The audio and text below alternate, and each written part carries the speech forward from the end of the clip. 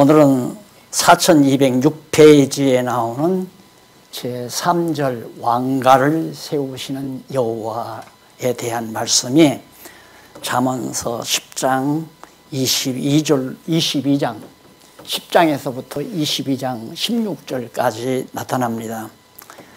제3절이니까 제2절은 지난번 9장까지 해서 우리가 공부한 바대로 지혜를 주관하시는 여호와죠. 지혜를 줄 자에게 주고 안 줄 자에게 안 주시는 여호와 하나님.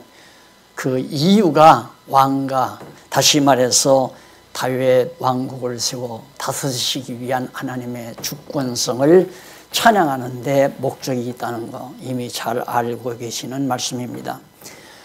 더 나아가서 제1절은 잠언의 서언적 진술이죠.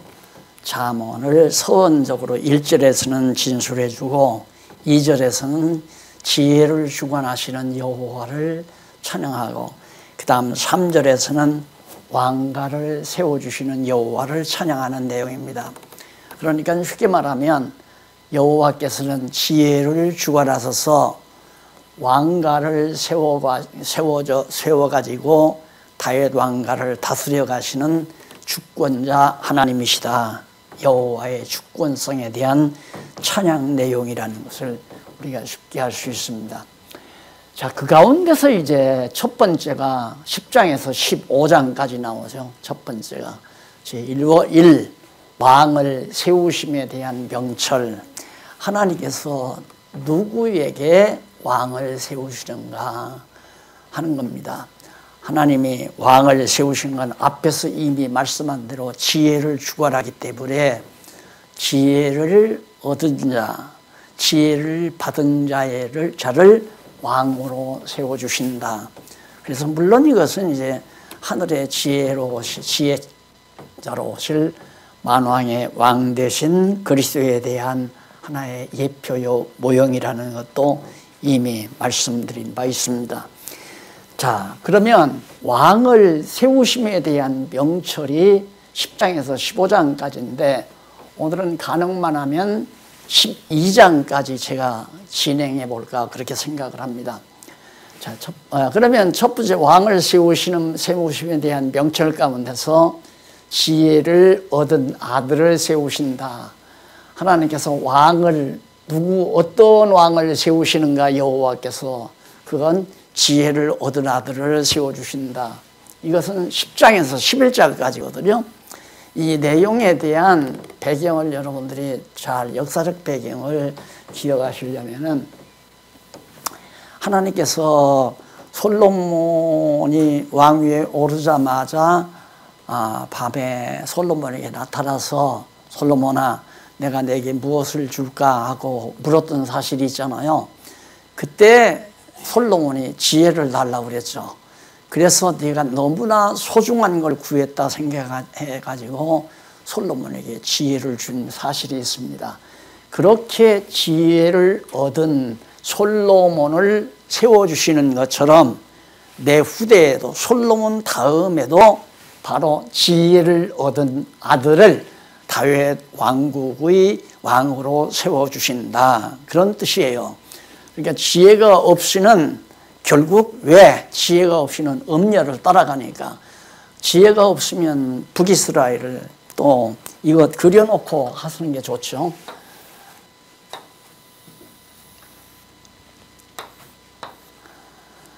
자, 아니.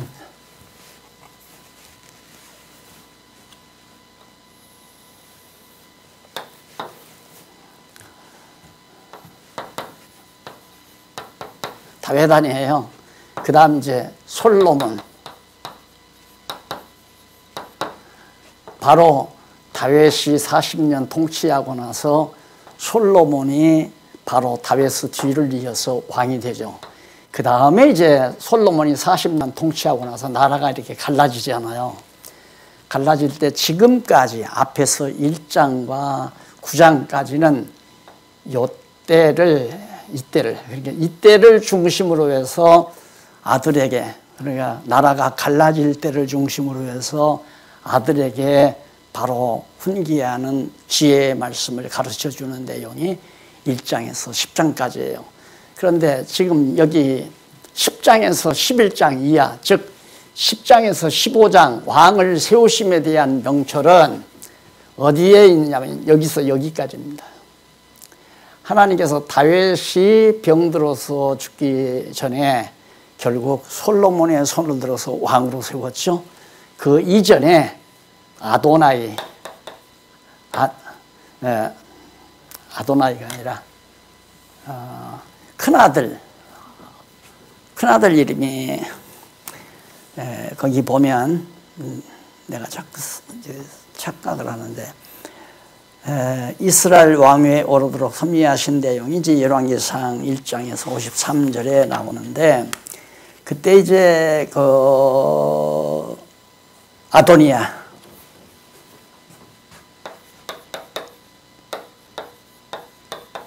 이걸 꼭 기억해요. 솔로몬은 바로 밧세바의 몸에서 태어났잖아요. 우리아의 아내인 밧세바의 몸에서. 아도니아는 정실, 솔로몬이 정식으로 결혼해서 낳은 다윗이 솔로몬은 밧세바가 낳은 게 이제 다윗이 밧세바를 통해서 낳았고, 여기는 정실 부인, 제대로 큰 부인을 통해서 낳은 게 아도니아예요. 솔로몬과 아도니아는 배가 다른 형제죠. 그러니까 당연히 아도니아가 형이고 솔로몬은 동생 아니에요. 이런 상태에서 요 과정을 배경으로 해서 교훈하는 게 바로 10장에서 15장 내용이다. 그거 기억을 하시면서 이제 강론집을 아마 예습을 하셨겠죠. 읽어보셨으면 쉽게 술술술술 풀려나갑니다. 다시 한번 1장에서 9장까지는 서론 빼고 1장에서 9장까지는 솔로몬과 여로보암 사이의 이 과정에서 이제 바로 나라가 갈라지는 이 역사를 배경 삼아 교훈하는 것이 누구에게? 르호보암에게, 솔로몬의 아들 르호보암에게. 여기는 이제 북이스라엘은 여로보암이고요. 나라를 갈라가지고 나간 여로보암이고. 그리고 이제 10장에서부터 15장까지는 다윗과 솔로몬 사이에서 일어났던 이 과정의 역사를 배경으로 삼고, 특히 솔로몬을 왕으로 세우기까지 큰아들 아도니아가 먼저 왕이 돼버렸잖아요. 자기 스스로. 다윗이 손을 들어주지도 않았는데 자기 스스로 왕위에 올랐단 말입니다. 그게 이제 아도니아인데, 이런 관계를 지금 여기서 이 잠언에서 아들에게 교훈해 주는 내용이 나오는 겁니다. 자, 그러면 10장에서 11장 요 내용이 바로 4209페이지에 나오는데, 아들을 세우신다. 어떤 아들? 그냥 아들이 아니에요. 아들을 세운다 하면 아도니아도 아들이고 솔로몬도 아들 아니에요. 그렇죠? 둘 다 아들이니까 그럼 누구를 세우느냐? 지혜를 얻은 아들을 세운다 이 말이에요. 지혜를 얻은 아들.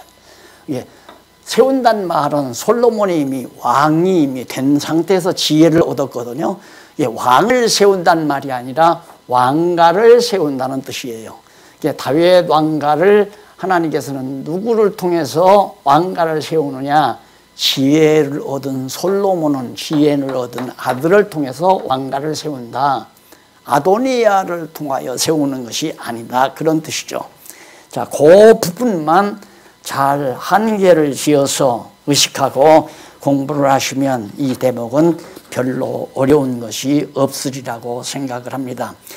자, 그러면 넘어가서 4210페이지에 넘어가 보시면요, 두 번째 문단 나오죠. 두 번째 문단 잠깐 조금 읽어보고 넘어가십시다. 여호와 하나님께서는 솔로몬으로 아들에게 지혜를 얻은 아들을 왕으로 세우심에 있어서의 명철에 대한 자문을 가르쳐 주도록 섭리하시는데, 솔로몬은 아들에게 지혜로운 아들과 미련한 아들에 대하여 비롯해서 의인의 입과 악인의 입과 차별과 이부 차별과 의인과 악인이 받게 되는 심판에 대하여 가르쳐주고, 그리고 마지막으로 악인과 의인의 행위 결과 여파를 비롯해서 의인과 악인이 받을 심판 결과와 의인과 악인이 재물을 쓰는 것에 대해서 가르쳐줍니다. 이게 지금 오늘 공부할 내용이에요. 여기까지 재물에 대해서. 그러니까 10장과 11장까지의 간단한 요약이죠. 지혜로운 아들, 미련한 아들은, 물론 지혜로운 아들은 솔로몬 아니에요. 미련한 아들은 아도니아고요. 그들의 명철을 가르친다. 아들에 대한 명철. 그러니까 그 아들을 어떻게 잘 아주 지혜가 충만해서 알아볼 수 있는 그런 지혜, 명철이죠. 밝은 명철을 가르쳐 주는 건데, 의인의 입은 어떻고 악인의, 여기 의인이 아니라 악인이죠. 악인의 입의 차이, 의인의 입과 악인의 입의 차이에 대해서 알아볼 수 있는 명철이에요. 악인의 입은 어떻고 의인의 입은 어떤가, 그 차이가 있어요. 입이 차이가 있다니까 입이 크냐 작으냐 넓으냐 기냐 좁으냐 이런 걸 말하는 게 아니라 그 입에서 나오는 말의 차이. 입이 거칠면 어리석은 자죠. 악인이죠. 입이 부드러우면, 온유하고 부드러우면 지혜로운 의인이고요. 그걸 알아보는 명철이에요. 명철해야 그걸 알아보지. 야, 저 사람은 의인이다, 저 사람은 악인이다, 이걸 말하는 걸 보고 알게 되진다는 얘기입니다. 자, 그리고 이제 악인과 의인이 받게 되는 심판, 이것도 알 수가 없잖아요. 악인이 받을 심판, 의인이 받을 심판, 이것에 대해서. 그래서 우리가 성경을 이해하는데 참 어려운 것이, 하나님의 사랑의 징계를 갖다가 심판이라고 생각하는 경우도 있고, 또한 시련을 심판이라고 생각하는 수도 있고, 심판을 받는데 시련이라고 생각하거나 아니면 징계로 생각하는 사람들이, 징벌이라야 심판이거든요. 죄에 대한 대가로 벌을 받아야 그게 심판인데, 잘못된 길로 가기 때문에 깨닫게 하기 위해서 하나님께서 채찍을 가하시는 것은, 그것은 징계죠. 징벌이 아니라, 심판이 아니란 말입니다. 그건 시련이고. 그러니까 그런 것을 알아볼 수 있는 그 명철을 가르쳐줘요. 왜? 왕이 되면 이 정도는 알아야 되잖아요. 백성들에 대한 이 정도를 밝혀내 주어야, 알 수 있어야 왕노릇을 제대로 한단 말입니다. 또 그래서 이제 이렇게 계속해서 말씀을 드리면서, 여기서는 악인과 의인의 행위 결과의 여파, 악인과 의인이 행했을 때 나타나는 그 여파에 대해서도 알 수 있는 명철이 필요하고, 악인과 의인이 받을 심판 결과에 대해서도 알 수 있는 명철이 필요하고, 그리고 악인과 의인의 재물 활용 방법, 돈 쓰는 방법을 보면 의인인가 악인인가를 알 수가 있다. 그런 것들에 대한 명철을 가르쳐 주는 것이, 그게 굉장히 참 소중한 내용이 나오죠. 적어도 지혜를 얻은 아들을 왕으로 세울 때는 이런 정도를 알 수 있는 지혜로운 명철, 지혜로 인한 명철함이 있어야 왕이 될 수 있지 않느냐. 그래서 솔로몬이 자기 아들 솔로몬이 저런 지혜를 얻은 아들을 하나님께서 세우기 위해서, 바로 하나님의 지혜로 말미암아 명철한 백성들을 분별해 볼 수 있는, 또한 역사적 사건을 알아볼 수 있고 분별할 수 있는 명철함을 가르쳐주는 내용들이 10장과 11장에 나옵니다. 그럼 하나하나 구체적으로 좀 정리해 보겠습니다. 10장 1절로 9절에 보면 지혜로운 아들과 미련한 아들에 대한 명철인데, 솔로몬의 잠언이라 지혜로운 아들은 아비로 기쁘게 하거니와 미련한 아들은 어미의 근심이니라. 당연하잖아요. 지혜로운 아들은 아비를 즐겁게 해요. 자, 지혜로운 아들. 르호보암은 아버지를 즐겁게 하죠. 왜?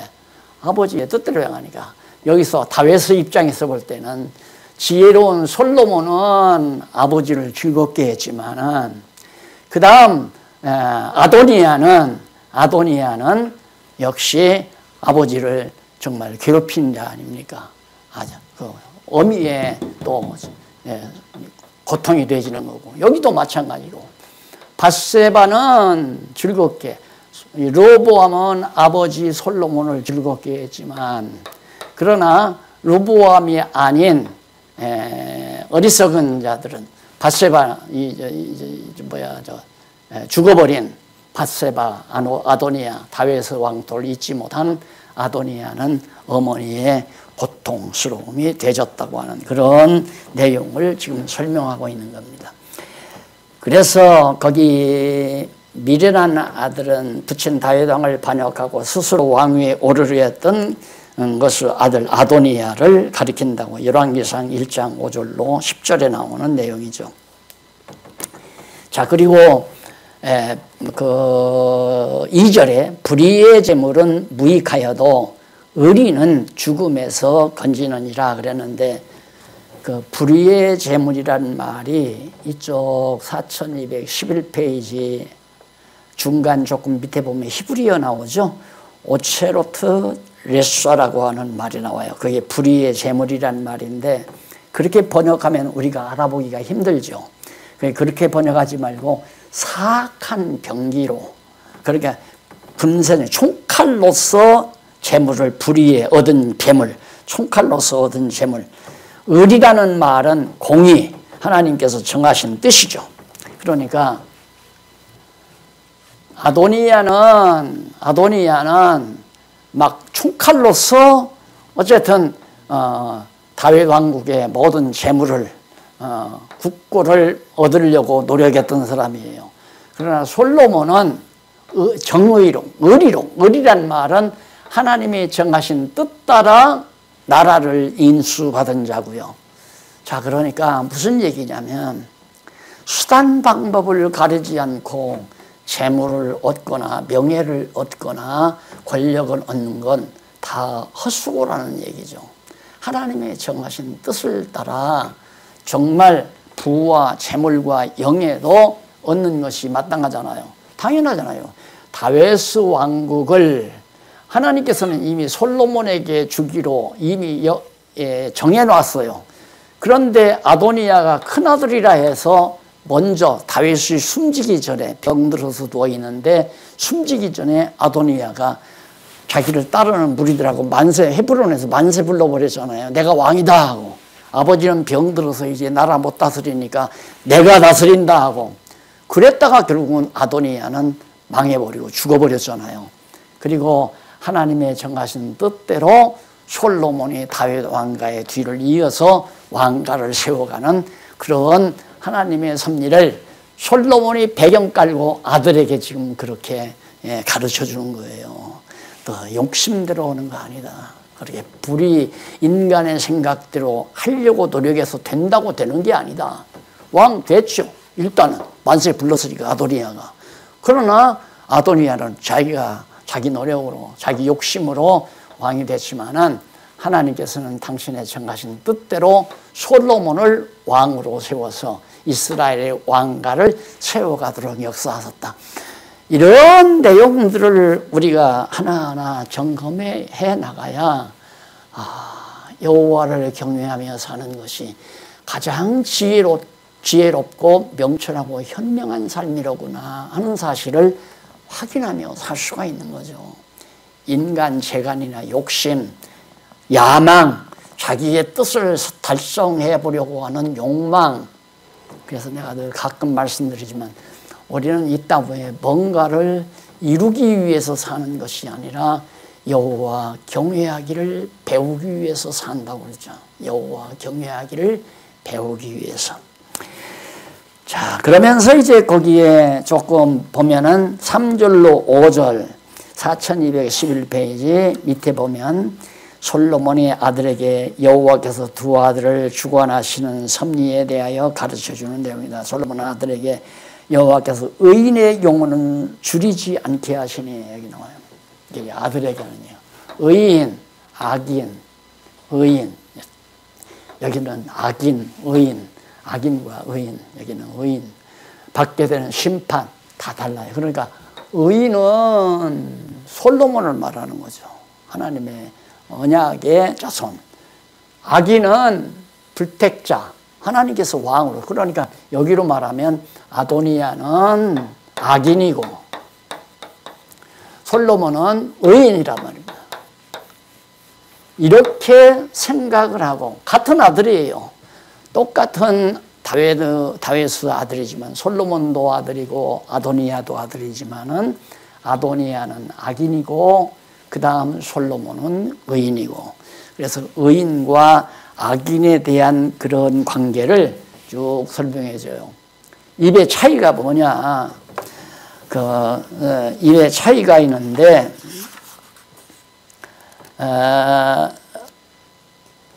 차이를 보면 거기 3절로 5절 여호와 줄이지 않게 하시나 악인의 소욕은 물리치시느니라 하시면서 여기서 의인은 물론 지혜를 얻은 솔로몬 스스로 가리키고 악인은 아도니아를 가리킨다고 했잖아요. 따라서 여호와께서 솔로몬의 마음은 왕권을 탐내거나 갈망하지 않게 하시고 아도니아의 왕권에 대한 탐욕은 물리치신다는 뜻이다.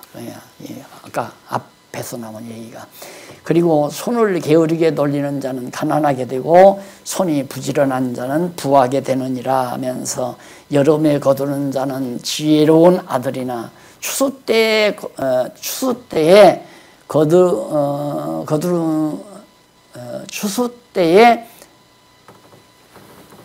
자는 자 한참 수술을 해야 되는데 잠을 자는 자는 부끄러움을 끼치는 아들이라고 했는데 손을 게으르게 놀리는 자는 망하게 된 아도니아고 손이 부지런한 자는 흥하게 된 솔로몬을 가리키는 내용입니다. 여름에 거두는 자는 부지런하고 지혜로운 솔로몬을 비유한 것이고 추수 때에 잠자는 자가 바로 아도니아고 그래서 수치가 된다는 뜻으로 비유로 가리킨 것입니다. 이렇게 솔로몬은 여호와의 두 아들을 주관하시는 섭리에 대해서 악인도 주관하고 의인도 주관하고 우리가 자꾸만 하나님은 솔로몬만 주관하는 게 아니라 아도니아도 주관한다. 의인만 주관하는 것이 아니라 악인도 하나님이 주관한다. 하나님은 악인은 망하게 하시고 의인은 근데 이 의인과 악인은 하나님이 정해놓은 자죠.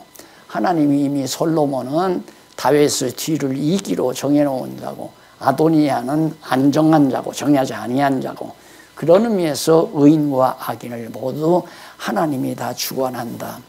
그러나 대부분의 일반적인 통념은 의인은 하나님이 주관하지만 악인은 하나님을 늘 괴롭히고 방해하는 자로 그렇게 생각하니까 성경이 매우 어렵게 되는 거죠. 자, 그러면서 그 의인과 악인의 입에 대해서 6절로 9절에 얘기가 나오죠. 넘어가서 솔로몬의 아들에게 의인과 악인의 결국에 대해서 가르쳐 주는데 아들의 의인의 머리에는 복이 임하거늘 악인의 입은 독을 먹으며 입이 아주 독해요. 그래서 의인을 기념할 때에는 칭찬하거니와 악인의 이름은 썩는다고 했다. 이는 물론 의인인 솔로몬 스스로와 악인인 아도니아의 결국에 우중에 두고 말한 것인데 마음이 지혜로운 자는 명령을 받거니와 입이 미련한 자는 패망하며 바른 길로 행하는 자는 걸음이 평안하려니와 굽은 길로 행하는 자는 드러날 것이라. 바른 길로 이대로만 가면 되잖아요. 바른 길로 하나님이 정해놓은 바른 길로 가면 되는데 구부러진 길로 가는 것은 패망한다. 지난번에도 말씀드렸죠. 다 같은 맥락에서 나오는 얘기예요. 자, 이제 확인했으니까 간단하게.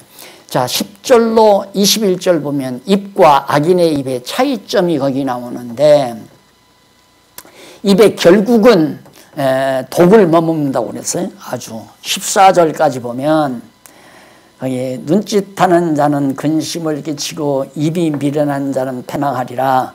의인의 입은 생명의 샘이라도 악인의 입은 독을 머금니라. 사람하고 말하면 마음이 평안해지는 사람이 있죠. 그 사람하고 대화를 하면 마음이 평안한 사람이 있어요. 그런데 그 사람하고 대화가 끝나고 나면 막 고통스럽고 괴로움이 오는 거죠. 그 말을 통해서 악령이 내 마음속에 들어오기 때문에 그러거든요. 그래서 말을 함부로 해도 안 되고 말을 함부로 나누어도 안 된다. 예, 독한 사람, 악한 사람하고 앉았을 때는 악독한 말이 나온다는 걸 미리 감지를 하고 악독한 말을 방어할 수 있는 힘을 가지고 대화를 해야지. 그렇지 않으면 이제 악독한 사람의 말이 내 심령을 괴롭히고 뒤집어 놓는 거죠. 그게 그만큼 입의 말 자체가 매우 다르다. 들으면 들을수록 마음이 평안해지고 힘이 나고 정말 기쁨이 있고 이런 것은 생명의 샘과 같고, 그렇지 않으면 악독, 도끼가 말을 통해서 다 드러나고 있는 것이다. 그런 도끼가 입으로 나올 때까지는 마음에는 도끼로 꽉 차 있다는 얘기죠. 그래서 마음속에 도끼를 채우고 사는 것은 어리석고 미련한 자라는 건 내가 누누이 강조해 드렸잖아요. 14절 보십시다. 지혜로운 자는 자식을 간직하거니와 미련한 자의 입은 멸망에 가까우니라. 자식이 아니라 지식을, 여호와를 아는 지식을 간직해요. 항상 그게 여호와를 잊어버리지 않고 기억하는 것은 지혜로운 거죠. 그렇지만 미련한 자의 입은 멸망에 들어가게 되고요. 부자의 재물은 그의 견고한 상이요 가난한 자의 궁핍은 그의 패망이니라. 바로 지혜로운 자의 부, 솔로몬이 정말 한 나라의 왕으로 부자가 됐잖아요. 예, 정말. 그러나 아도니아는 다 잃어버렸어요. 나라도 잃어버리고 따르는 사람도 잊어버리고 결국에는 패망해버리고 말이잖아요. 이제 부와 영화도 하나님이 다 주관해 가신다 하는 얘기를 말해주고 있습니다. 훈계를 지키는 자는 생명을, 17절, 훈계를 지키는 자는 생명의 길로 행하여도 징계를 버리는 자는 그릇가느니라. 이게 명철하지 못하기 때문에 훈계를 버리는 자는 명철치 못하고, 또한 인간이 정말 하나님 앞에서 거역하는 자, 훈계를 거역하는 자는 징계를 받게 되신다. 징계, 때리시는 징계를 받지 아니하는 자, 어리석은 자라는 얘기. 자, 그 정도로 해놓고요. 넘어가서 10장 22절로 32절, 여기도 마찬가지예요. 의인과 악인이 받게 되는 심판, 뭐 여기 나오잖아요. 결국 악인은 멸망.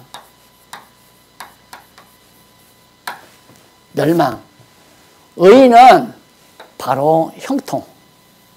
하나님께서 인도하시는 그 길대로 형통하게 다. 물론 때때마다 하나님께서 깨닫게 하기 위해서 이런 포로, 바벨론 포로, 이건 징계죠. 깨닫게 하기 위한 징계. 다윗 왕국이 망할 수가 없잖아요. 망하면 다윗 자손으로 예수 그리스도가 오실 수가 없기 때문에 절대 다윗 왕국은 망하지 않는다.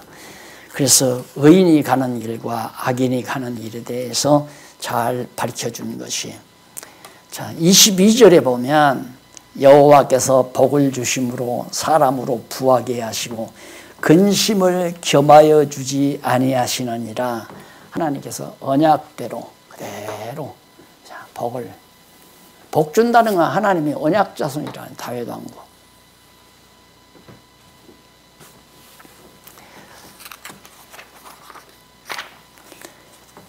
그래서 말씀하신 23절, 미련한 자는 행악으로 낙을 삼는 것 같이 명철한 자는 지혜로 낙을 삼느니라.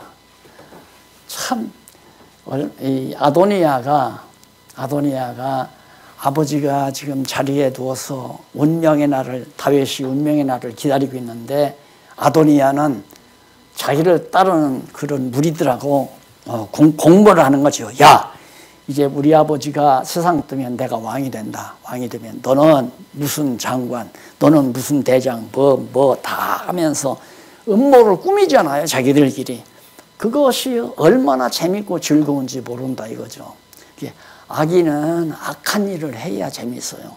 의인은 의로운 일을 해야 되고. 그 의인이란 말은 하나님의 뜻을 따라서 하는 것이 너무너무 재밌고, 아도니아는 하나님의 뜻을 거역하고 솔로몬이 왕 못하고 자기가 왕 노릇하는 음모를 꾸미는 것이 재밌게 되고, 그런데 이건 패망이고 이것은 하나님께서 평강을 허락해 주시는 것이다 하는 얘기입니다.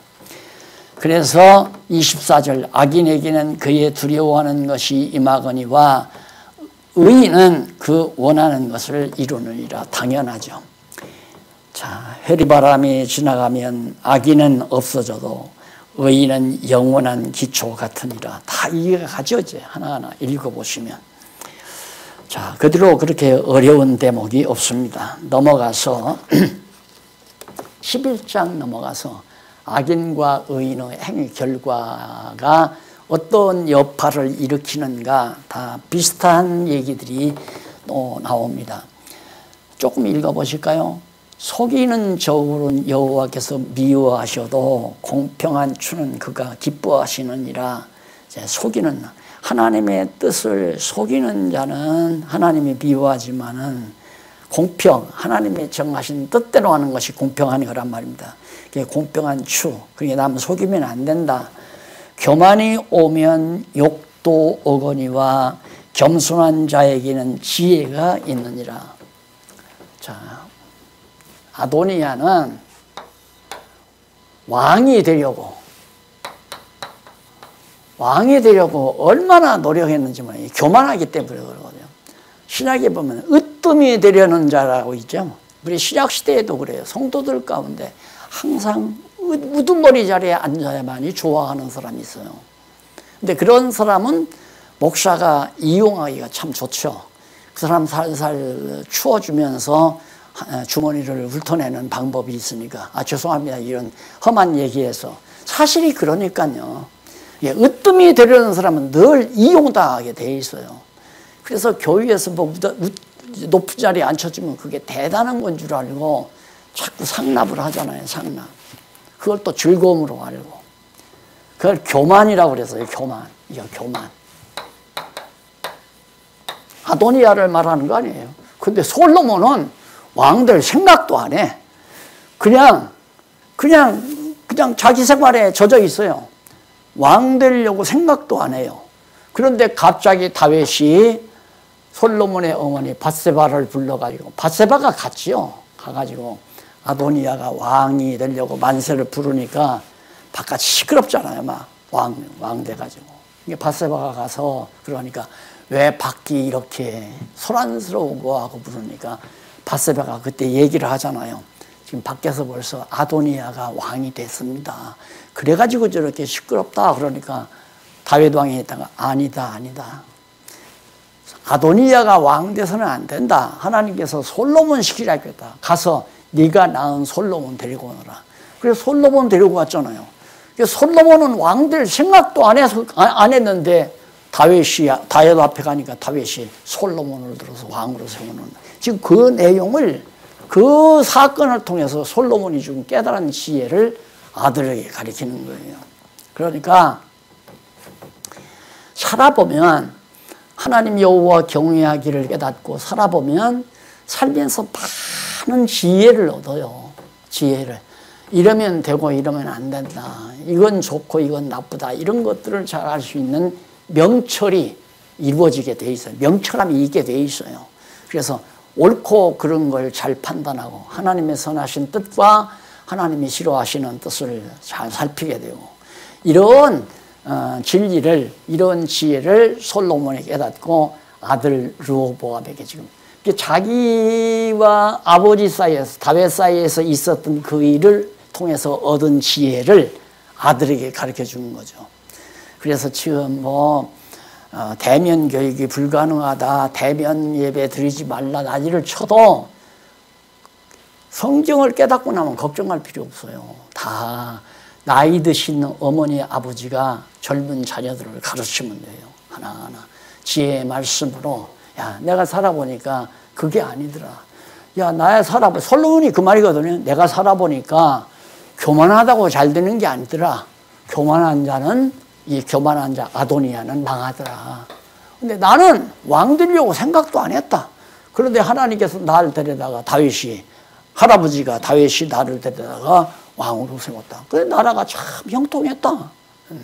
이걸 아들에게 가르쳐 주는 거라고 말해요. 그러니까 부모가 여호와 경외하기를 배우면서 산 부모는 자녀들에게 할 말이 참 많죠. 이렇게 하더라. 이렇게 되더라. 이렇게 되더라. 우리 교회 30-40년 역사 과정에서도 깨달은 지혜가 너무너무 많잖아요. 깨달은 지혜가 이러니까 안 되고 이러니까 되더라. 이렇게 되면 되고 이렇게 되면 안 되더라. 이걸 하나님께서 전부 우리에게 보여주시고 경험하게 하는 속에서 깨달을 수가 있거든요.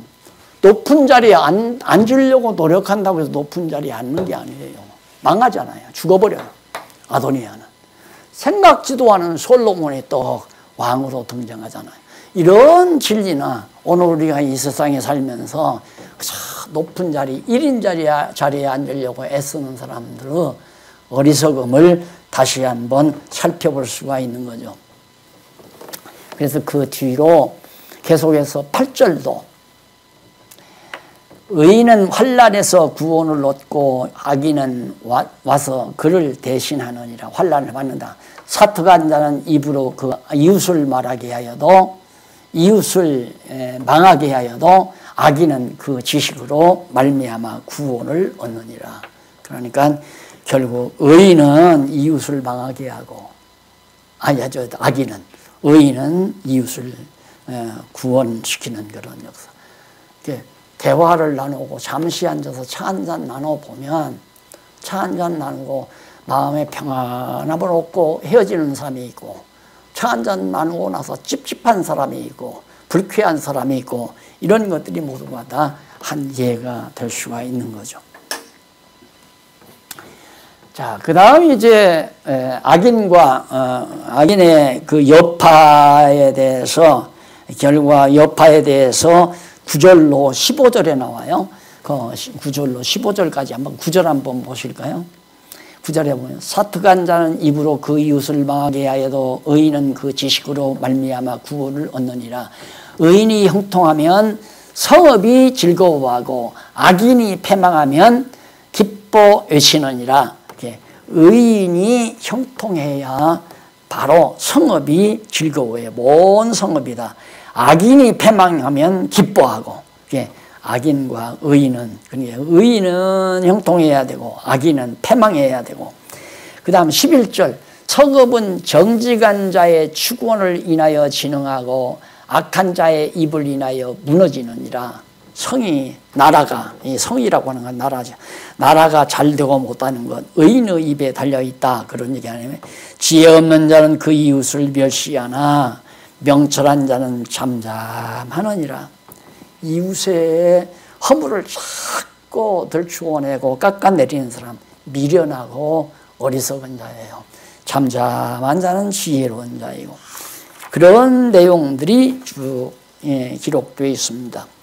그 다음 16절로 23절까지 악인과 의인이 받은 심판 결과, 악인과 의인이 받을 심판의 행위의 결과에 대해서 말을 하는데 16절, 17절 한번 보실까요? 17절에 보시면 인자한 자는 자기의 영혼을 이롭게 하고 잔인한 자는 자기의 몸을 해롭게 하느니라. 인자한 자, 항상 인자하고 자비한 마음을 가지고 있는 자는 자기의 영혼을 이롭게, 영혼을 평안하게 하니까 이로운 거죠. 부드러운 마음, 따뜻한 마음을 가지고 산다는 것은 참 아름답고 귀한 일이죠. 그 다음에 이제 잔인한 자 몸을 해롭게 하느니라. 18절 악인의 삭은 허무하되 의를 뿌린 자는 상을 확실하느니라. 상은 확실하니라. 이 상은 기업을 말하는 거예요. 그 다음 의를 굳게 지키는 자는 생명에 이르고 악을 따르는 자는 사망에 이르느니라. 마음이 배역한 자는 여호와의 미움을 받아도 행위가 온전한 자는 그의 기뻐하심을 받느니라. 악인은 피차 손을 잡을지라도 벌을 면치 못할 것이나 의인의 자손은 구원을 얻으리라. 아름다운 여인이 삼키지 아니하는 것은 마치 돼지 코에 여인이 삼가지 아니하는 것.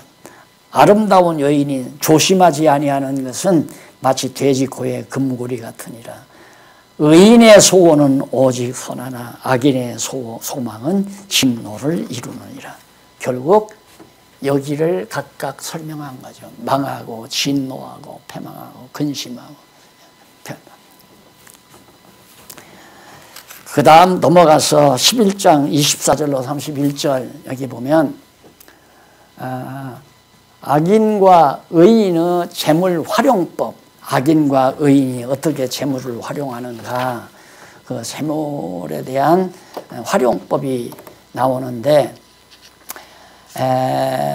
재물로 구제하는 자와 아끼는 자에게 대하여 가르쳐 주는 겁니다. 당연하죠. 흩어 구제하여도 더욱 부하게 되느니라. 자꾸 흩어서 어려운 사람을 구제해도 내 생활이 점점 더 부유해질 수 있다. 왜? 부와 가난이 사람의 손에 달려있는 것이 아니라 하나님의 손에 달려있기 때문이라는 얘기죠. 그 다음 구제를 좋아하는 자는 풍족하여질 것이요 남을 윤택하게 하는 자는 윤택하여지리라. 반대 같죠? 남에게 자꾸 나눠주면 내 건 적어지는 것 같고, 그리고 내가 아끼고 남을 주지 아니하야면 내 것이 더 많아질 것 같지만 그러지 않다는 얘기입니다. 곡식을 내지 아니하는 자는 백성에게 저주를 받을 것이나 파는 자는 그 머리에 복이 있으리라. 그러니까 곡식을 생산했으면 자꾸만 많은 사람에게 이렇게 팔아주어야 그 사람들도 먹고 살지, 곡식을 사재기에 했다가는 많은 사람이 굶어 죽지 않아요. 그래서 이 경제활동에 있어서 이 사재기라고 하는 것은 가장 나쁜 행위입니다. 자, 그리고 선을 간절히 구하는 자는 은총을 얻으려니와 악을 더듬어 찾는 자에게는 악이 임하느니라. 자기의 재물을 의지하는 자는 패망하려니와 악인은 푸른 잎사귀 같아서 의인은 푸른 잎사귀 같아서 번성하리라. 재물을 의지하면 패망하고, 그 다음 의인은 푸른 잎사귀 같아서 번성한다. 예, 결국 이 말은 하나님을 여호와를 의지하는 자는 지혜자이고 의인이고 재물을 의지하는 자는 악인이라는 얘기죠.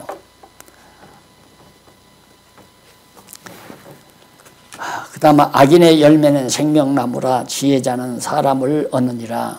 거기 30절에 나오는 얘기예요. 보라 31절 의인이라도 이 세상에서 보응을 받겠거든 하물며 악인과 죄인이리요 하는 얘기예요. 자, 그 다음 넘어가서 여기서 훈계를 듣는 아들을 세운다. 여기는 왕을 세우시는 명체대에서 어떻게 지혜를 얻는 아들을 세우고, 지혜를 얻으면 훈계를 들어요. 지혜로우니까 솔로몬이 아들에게 훈계하면 듣는다 이 말이에요. 그러니까 하나님께서 솔로몬에게 지혜를 주어서 아들 르호보암에게 훈계하면 듣는 그 아들을 왕으로 세워서 다윗 왕가를 세워가신다 그 말이에요. 왕을 세운다는 말은 다윗 왕가를 세운다는 말과 같은 개념이거든요. 자, 그러면 훈계를 듣는 아들을 세운다는 내용 가운데 첫째가 의인과 악인의 결국 및 그 행동에 대한 명철을 가르쳐 줍니다. 우선은 1절로 3절에서 4227페이지 밑에 해설 보면 그 1절로 3절 나오죠. 솔로몬의 아들에게 악인과 의인의 결과가 어떤가? 자, 결과는 아들에게 말하기를 훈계를 좋아하는 자는 지식을 좋아하나니 징계를 싫어하는 자는 짐승과 같다고 했습니다. 하나님께서 훈계하기 위해서 징계도 하고 그러는데 그걸 싫어하면 짐승이나 똑같다. 인간이라면 훈계를 좋아한다. 하나님께서 그런 말씀했죠. 훈계가 없으면 사생자라고, 사랑하는 아들이 아니라는 얘기죠.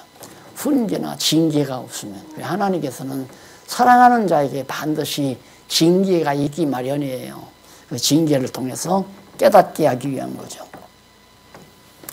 자, 그 다음에 이제 그 2절에 보면 선인은 여호와께서 은총을 받으려니와 여호와께 은총을 받으려니와 악을 꾀하는 자는 정죄하심을 받으리라. 사람이 악으로 굳게 서지 못하나니 의인의 뿌리는 움직이지 아니하느니라. 의인이 한 번 서 있으면 그 뿌리가 움직이지 아니하니까 흔들리지 않는다 이 말이죠. 왜? 그럴 수밖에 없잖아. 이건 분명하다. 이건 지혜를 이건 다 아는데 영원한 때 작정된 대로 하나님께서 다윗에게 언약하시고 언약대로 성취하시니까 작정하신 영원전 작정하신 뜻대로 이루실 것을 언약하시고 언약대로 성취하시니까 이것을 아는 지혜로운 자는 이 길에서 흔들리겠어요? 안 흔들리죠. 절대 흔들리지 않죠. 이 지혜가 있으면 이렇게 딴짓 안 한다. 옆길로 곁길로 빠져나가지 않는다. 내가 하나님을 믿고 예수를 그리스도로 믿고 신앙생활하는 것이 바로 이 길이라고 확실히 믿고 깨달은 지혜를 얻은 자가 이 세상에서 세상 밖으로 나가거나 다시 타락하거나 다시 하나님을 거부하거나 그런 일을 못한다, 안 한다. 그런 얘기예요. 그것이 바로 의인과 악인의 결국 행동 결과 대한 명철, 그 사실을 아니까. 결국은 이 흔들리고 일단 한번 흔들려버리면 죽어요. 흔들려버리면. 이 공사하시는 분들이 나무 갖다 심어놓은 거 어떤 나무는 그냥 살잖아요. 어떤 나무는 죽어요. 왜 그러냐면 그 나무를 실어올 때 뿌리하고 나무하고 이렇게 꺾여가지고 흔들리면 심어봤다 죽어요. 근데 뿌리를 쌓은 흙덩어리하고 나무하고 움직이지 않고 잘 고정이 된 놈은 절대 안 죽어요. 이렇게 흔들리지 않고 이 길로 가는 것은 생명길이고 흔들리서 이쪽으로 이 길로 가는 건 사망길이란 말입니다. 그러니까 지혜자는 뭐 믿었다 안 믿었다 흔들다 나와 하나님을 경외했다 경외 안 했다 그렇게 하지 않고 오직 확실하게 목표를 향해서 나아간다 그 얘기예요. 그 다음에 15절로 28절에 보면 의인과 악인이 행한 행동 결과 행동에 대한 명철이고 그러니까 명철은 이 길은 절대 흔들리지 않는다. 이 길은 흔들린다 그 말이에요. 그걸 아는 것이 명철이에요. 그런데 그 행동의 결과는 망하고 형통하고 멸망하고 구원받고 그거죠. 그 마지막 결과는. 그래서 그 결과 내용이 그 15절로부터 넘어가 보면 28절까지 나오잖아요. 4231페이지 거기. 그 태도 조금 읽어보면 15절로 18절까지가 태도가 나와요. 미련한 자는 자기 행위를 바른 줄로 여기나 지혜로운 자는 권고를 듣느니라. 미련한 자는 자기가 행하는 게 옳은 줄만 알아요. 그냥 옳은 줄 알기 때문에 가장 자기 말만 자기 욕심만 자기 고집만 피워요. 그러나 지혜로운 자는 권고를 듣죠. 권고, 훈계를 들어요. 권하는 말을. 아, 내가 생각을 좀 잘못하고 있었구나. 이렇게 깨닫게 되신다 이 말이죠. 16절 미련한 자는 분노를 당장에 나타내거리와 슬기로운 자는 수욕을 참느니라. 그러니까 상대방이 막 나를 욕하고 험담하잖아요. 그러면 내가 미련하면 그 당시에 막 그냥 나도 폭발을 하는 거죠. 화를 내고 그리고 다투게 되고. 그러나 지혜로운 자는 그러지 않고 슬기로운 자는 수욕. 온갖 치욕적인 말들이나 무시하는 말들을 참고 견뎌본다 이 말입니다. 그게 지혜죠. 17절 진리를 말하는 자는 의를 나타내어도 거짓 증인은 괴유를 말하느니라. 혹은 칼로 찌름같이 함부로 말하거니와 지혜로운 자의 혀는 양약 같으니라. 지혜로운 자의 혀는 마음이 막 괴롭고 막 슬펐다가도 지혜자의 말을 듣고 나면 위로가 되고 마음이 평안해지고 기쁨이 오고 그렇게 마음의 변화를 가져온다는 얘기입니다. 자, 그 다음 이제 19절로 22절에 보면 넘어가서 4232페이지 19절로 22절 솔로몬이 아들에게 거짓말과 진실한 말에 대하여 가르쳐주는 무엇이 거짓말이고 무엇이 진실한 말인가 솔로몬이 말하기를 진실한 입술은 영원히 보존되지만 거짓 혀는 눈 깜짝일 동안만 있을 뿐이라. 진실한 말은 영원히 있을 수밖에 없잖아요. 예? 지혜자의 진실한 말은 영원전 작정하신 뜻대로 이렇게 해서 다시 영원한 세계에 진실한 말은 영원히 계속돼요. 없어지지 않아요. 변함도 없고. 난 내 말이 진실하다는 얘기가 아닙니다. 공부하시는 분들이에요. 어떻게 목사님은 30년 전이나 20년 전이나 똑같아요. 내 말 같으면 똑같을 수가 없죠. 내가 자꾸 커가는데 나도 경험하는 게 많고 또 세상으로부터 얻어들이는 지식도 많고 왜 똑같은가? 창세전에 작정되는 하나님의 뜻을 얘기하니까 그건 변할 수가 없잖아요. 그대로 이루어져 가는 건데. 근데 인간이 이 과정에서 거짓말로 꼬셔가지고 여로보암처럼 야 내가 너희들 세금 탕감해줄게. 다 나한테 와라. 내가 왕노릇해서 너희들 세금 적게 거두고 잘 먹고 잘 살게 해주마. 데리고 가서요. 장관에 망해버리고 말이잖아요. 이게 거짓말하고 험담하고 있지도 않은 말 만들어서 막 사람들을 분노시켜서 그렇게 해가지고 몇 년이 가겠어요. 몇 년이. 인간 집단을 만들어가는데 진실하게 영원히 변함없는 하나님의 말씀의 토대 위에 하나님의 나라를 지어가야 그것이 영원한 거죠. 그 내용을 지금 12장까지 해서 밝혀주고 있습니다.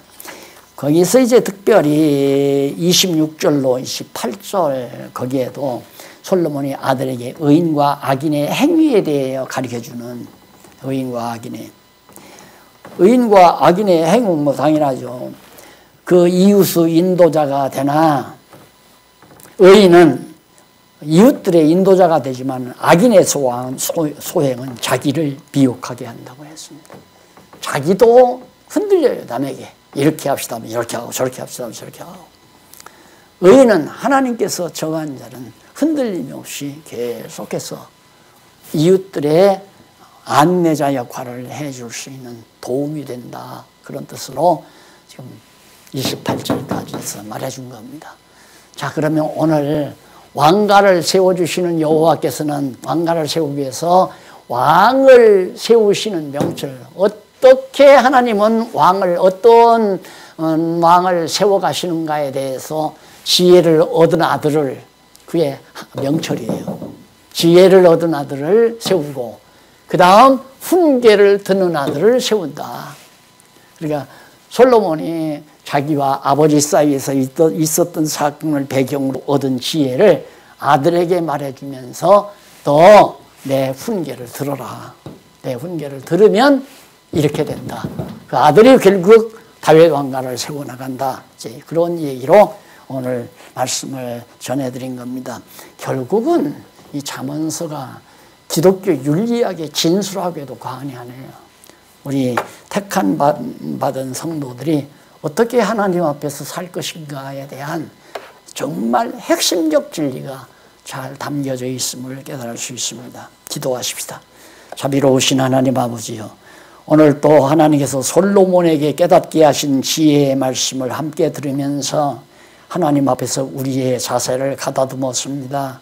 하나님이여 지혜와 총명의 신이 함께 하소서 이 거친 세상 지혜롭게 살게 해 주시옵소서. 예수님 이름으로 기도드립니다. 아멘.